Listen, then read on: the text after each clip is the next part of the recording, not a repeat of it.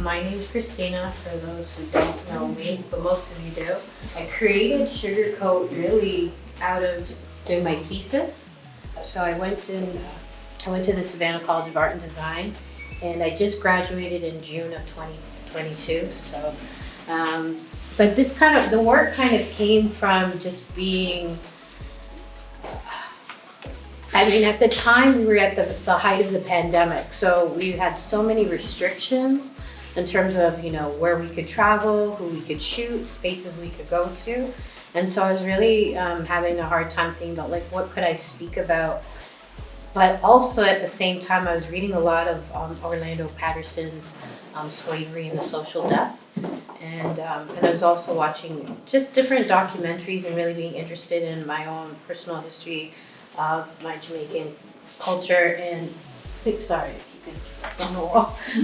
Thinking about sugar and the geopolitics of food and consumption and how we consume history, how we consume culture, how we appropriate culture, how we gravitate, and then there's an erasure of history. So all these things are happening.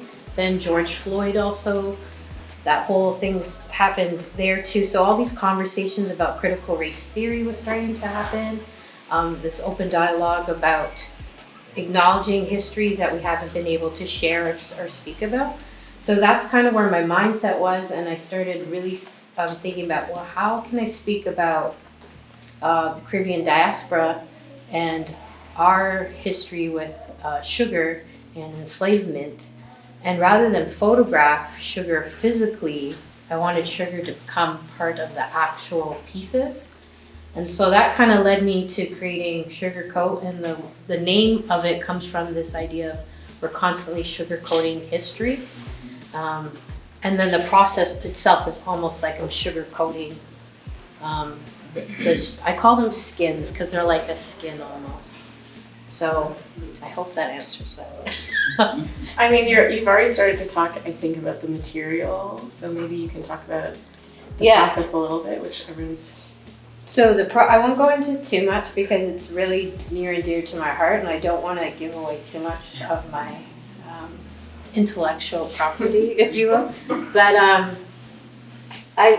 for me, photography, it's not enough for me just to make a photograph. I always, in all my trajectory of my career, I've been trying to push the medium of photography. How can I make it say something more? How can I also add the elements of handmaking and craft? And if you think about it, displaced and marginalized people and people who have been enslaved, they're literally using their hands for our consumption of sugar. So I thought, well, why wouldn't I do the same in creating it? So I created, they're in here. These are like the first trial test pieces in the plinth. So I made these kind of like skins, and I came up with a process in which they would harden. And so I made them with the sugar concoction it took a lot of trial and error.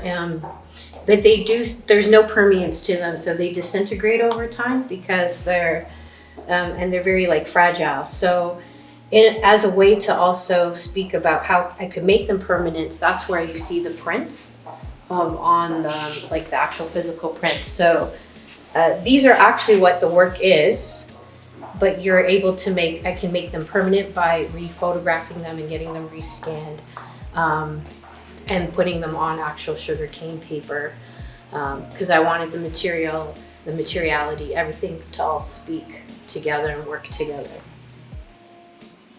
But was that okay? Yeah. Told us, but without giving away too much. Yeah. I get it, but I also don't get it. Yeah. You talked about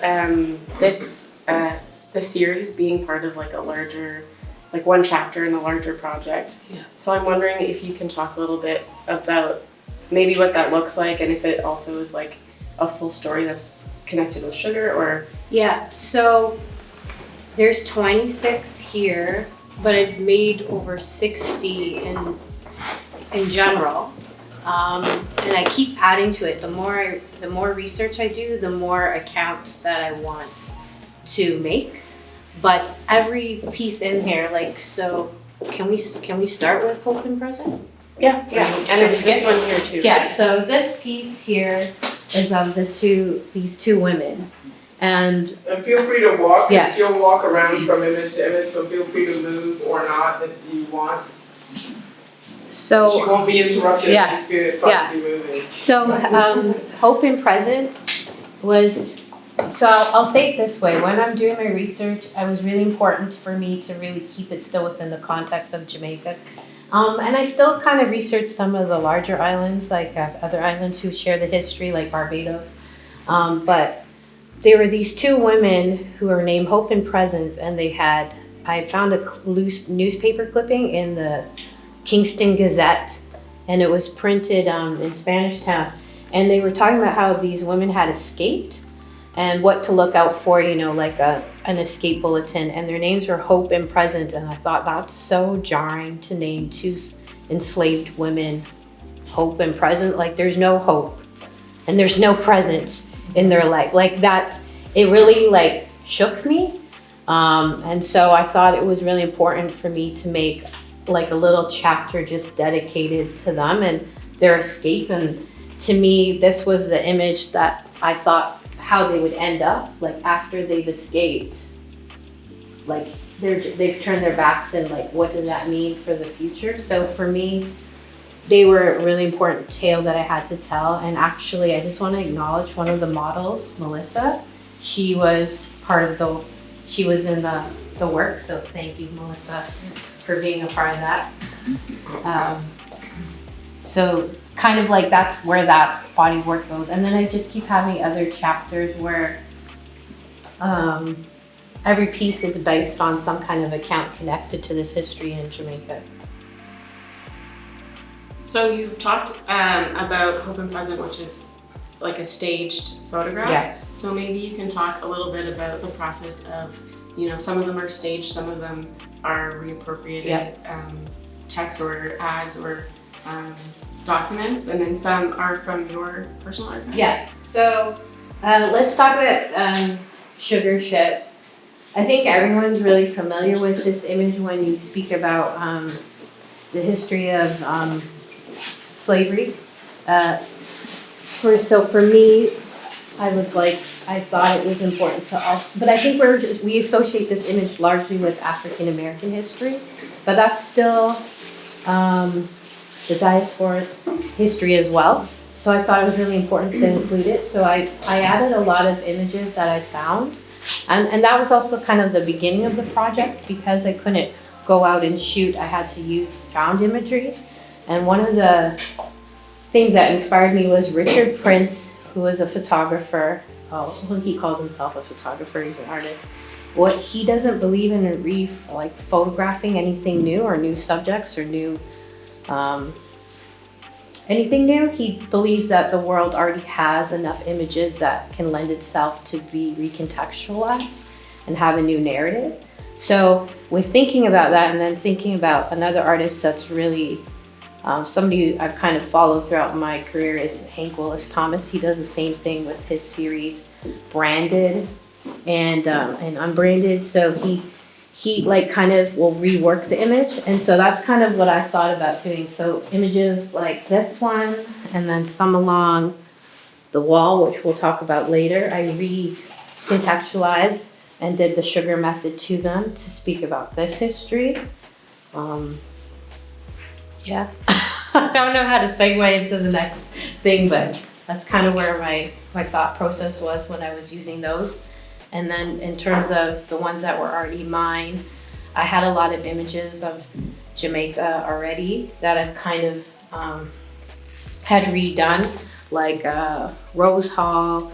There were some that are not all here, but like ones that I had already done there, and then I thought about like doing them in Photoshop again to make them like the one with the boats. That's like a combination of 3 different images that I put together to tell this tale. I'm wondering maybe if you can talk a bit about your choices for specific sites, like specific places. Yeah. And also, like you mentioned that you worked with people that you know for the stage photographs. So for the stage ones, it was important for me to use models who share the same history, who are from the Caribbean. So Melissa. She's here. Some of the other models aren't here, but they all share the same history. So, because I wanted it to be authentic as possible, because I also think of it as like a collaboration. Like, it's not just me using them as models; they're kind of also participants in the narrative as well. And I also asked their opinions. And like for me, like when we shot this together, because you're here, I'm just using you. Like we had conversations while we were shooting the piece. Like I'd say like, how does this feel? Or like, what do you think? And so for me, it was really interesting to see how they interpret what I was doing as well. So, and I think it's a respect thing too. It's not just like, oh, I'm exploiting this history, but I also want to exploit you too. It's about like us working together to share this idea. So they become part of the piece, but it's also kind of like their piece as well. Having like conversations with when you're like staging these photos, or also I think like the photo estate or the ones that are of REM, I feel like is a way to really bring the history into the present. And I think that something that you talked about before was the connection between like Britain and Jamaica and Canada, if you wanted to talk about that a bit. Yeah, so I mean, we know that the first, in terms of Jamaica's history, it was the Spanish that first colonized Jamaica, but then Britain became the largest. Really, it's the proliferation of coffee that really kind of started the big boom of the sugar trade industry. Coffee was so bitter to taste, and coffee houses were also popping up left, right, and center in Britain. So they needed free captured labor to produce sugar to make it less bitter. And so I chose like images like this one. I think speaks to, even though it's Belfast, it's still shows with the European connection between Jamaica and like the UK.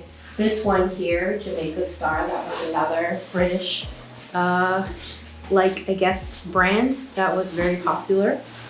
And I could have kept sugar. There's so many more I could choose, but I don't think I needed to like overdo it. But those two were really important for me to add.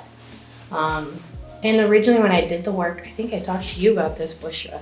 Bushra actually, she was kind of there during the inception and kind of saw the development of the work. And I mean, you were instrumental too, with just also providing me with other contacts and talking about how the wood from the ships were produced in Newfoundland.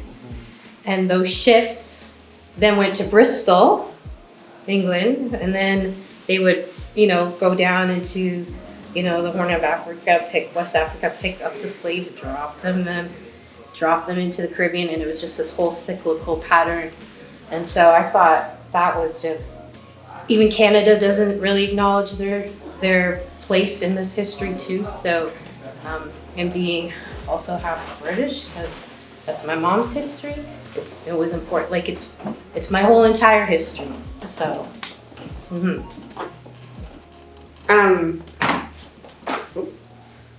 Wrong door.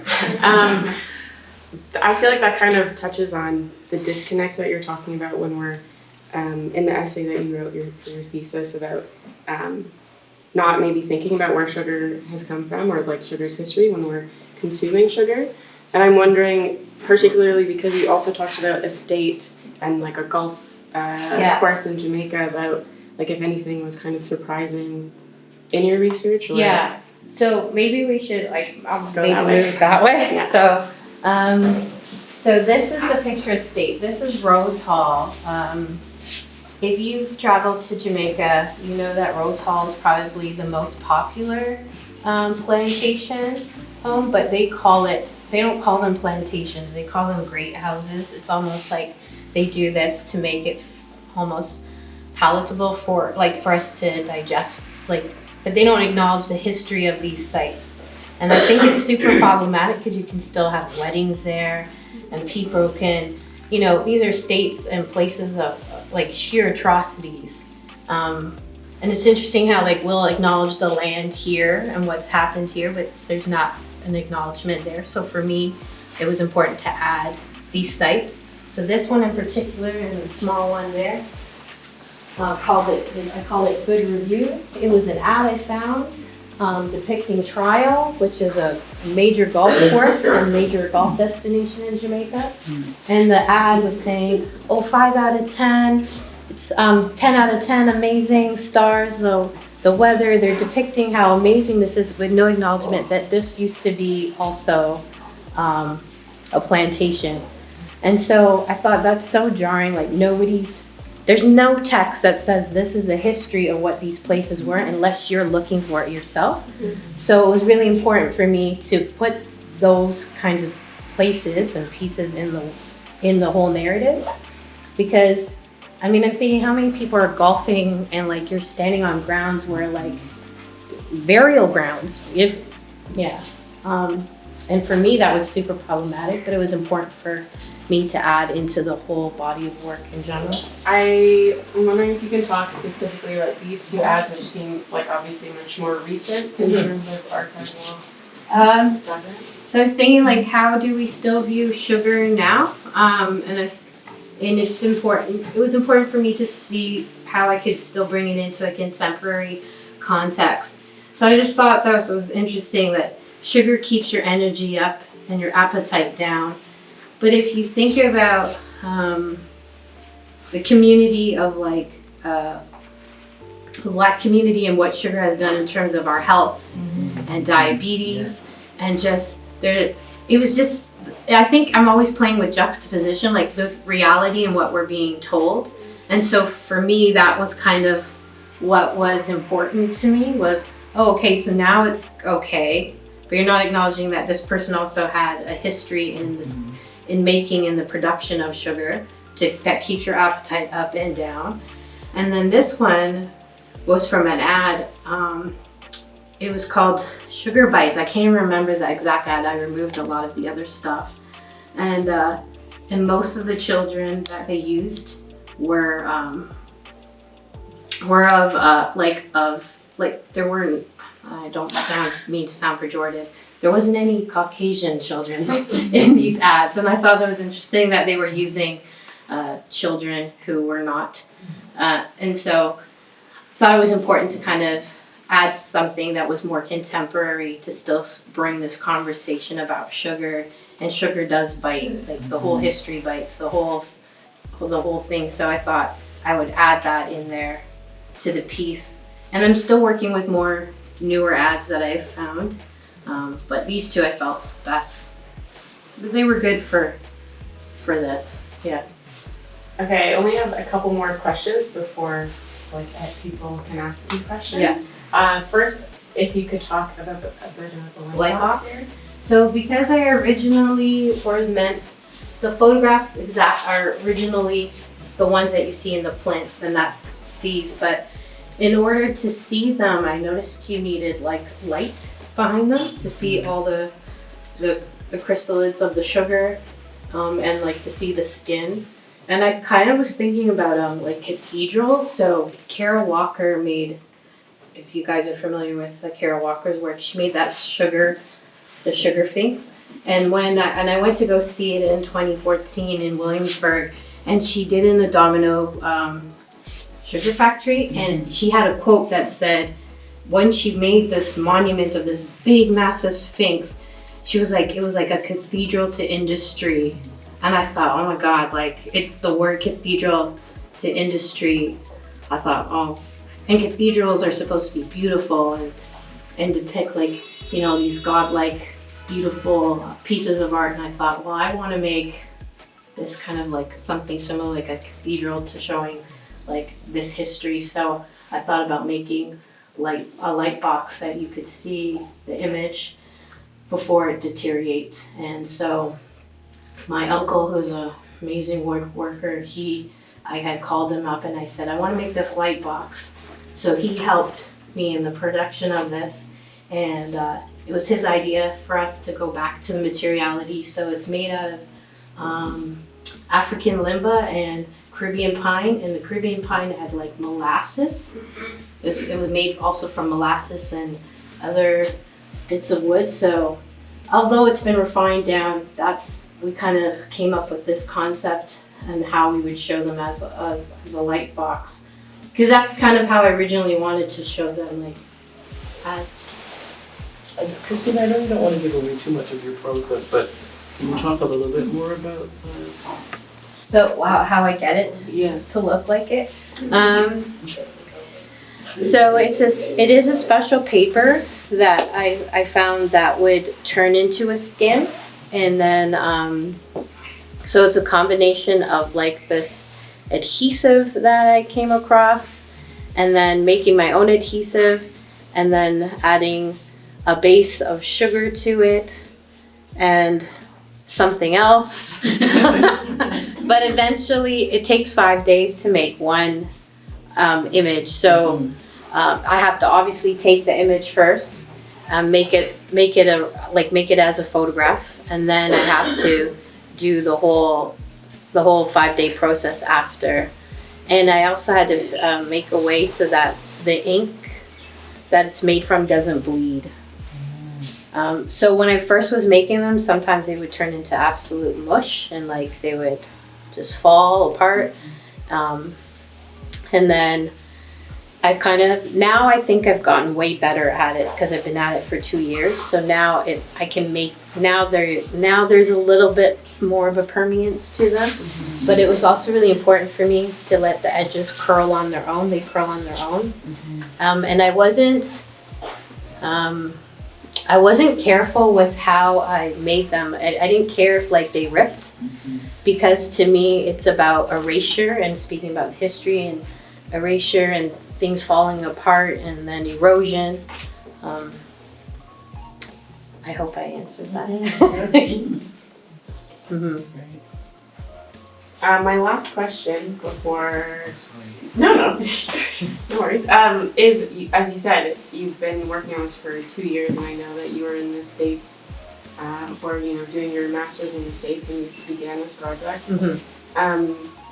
So I'm just thinking about like what this project means to you, and sharing it now, and kind of where you imagine that it's going to go. Yeah, I think for me, well, when I was creating it, I'll admit, when you're going to school, you have a whole panel, and you have to meet, a pedagogical standards and people's view of what you should and shouldn't create, and what you should add and not add. And so there was always that like push and pull, like I feel very strongly about adding these pieces, and other pieces where they're like, no, you shouldn't add that, because either it made them feel uncomfortable. And I found that, and I don't mean to sound rude, but I found that even like the faculty that I had really weren't as supportive as they could have been, because you just don't understand that history. You're talking to, an American institution where they really only acknowledge African American history. They seem to not, they kind of discredited that, like the Caribbean has experienced the same history, it's just different industry. So this is where I found that the most help I got from just people speaking into my practice, like Bushra and Karen and Betty Julian were huge inspirations in helping me kind of work through these ideas. And so I think now that it's done, I feel I can create more of the images that I wanted to create, because I don't have that on my back, like don't add that. So I think it has legs to grow even further, and I'm kind of in the process of thinking about how I can make them edible. I know that sounds silly, but I'm thinking about it. Yeah. And consumption, and because I'm thinking about consumption, and also like a Guerrilla Girls kind of way of how I can also infiltrate it into supermarkets and stuff. So I have a lot of ideas. Yeah. Okay, thank you.